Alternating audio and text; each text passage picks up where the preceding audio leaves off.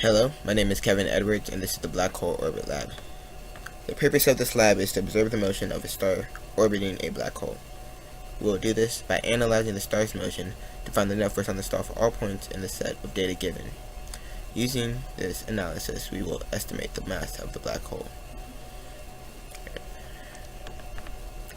To set up this lab, we need key physics concepts such as Newton's second law, the law of universal gravitation, and using parallel perpendicular components, we're given the star's mass, the time step, and the position of the black hole.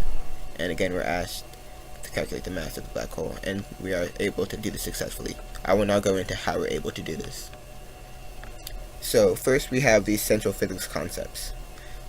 The first concept shown is Newton's law of gravitation.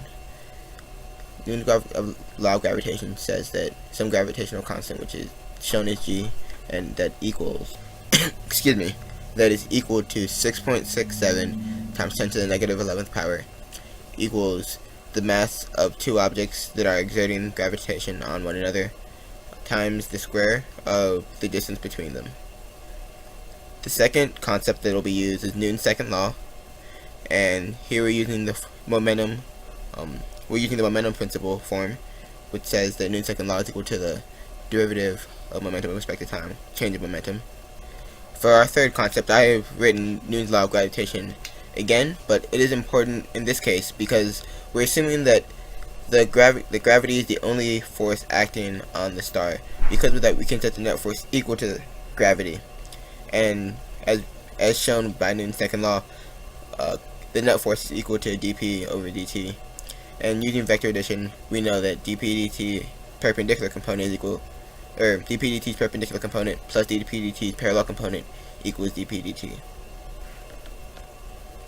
So the procedure in this lab will be as follows. We'll write the code to model the star's orbit with given data. Then we're going to calculate dp dt, fnet, and their components using Newton's second law. And after that, we will calculate the radius from the distance in the star's position to the black hole position. Finally, we'll use Newton's law of gravitation to determine the mass of the black hole. Now we will look at the code used to make this model. To the left is sample code that was given, and to the right is completed code that has been edited. The first thing done in this body of code was to calculate the change in velocity and the change in momentum. This was done by subtracting the initial velocity momentum from the final velocity momentum. Using the change in momentum and dividing this by the change in time, we calculate dp dt. Using Newton's second law, we know that fnet is equal to dp dt. The next thing we did was calculate the parallel component of dp dt, and we know that this is equal to the magnitude times the direction. Again, using Newton's second law, we know that the parallel component of net force is equal to the perpendicular component of net force. Our next step was to calculate the perpendicular component of dp dt. At first, I wanted to use the formula that the force in this component would be equal to the mass times the velocity squared divided by radius. However, we don't know the mass at this point for the black hole, so we cannot use that formula. However, we can use vector addition and subtraction, and using subtraction in this case, we subtract the parallel component of dp dt from dp dt to get the perpendicular component of dp dt. And again, using Newton's second law, we know that this is equal to fnet, perpendicular.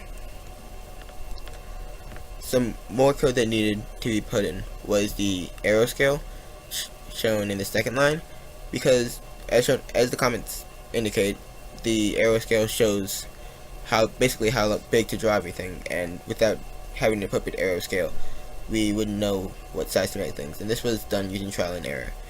And then next, we calculated the radius by subtracting, using vector subtraction. We subtracted the position of the black hole from the position of the star. And then we used Newton's law of gravitation and solved it for the mass of the black hole. We put in the values which we've calculated, and using that we determined the mass of the black hole.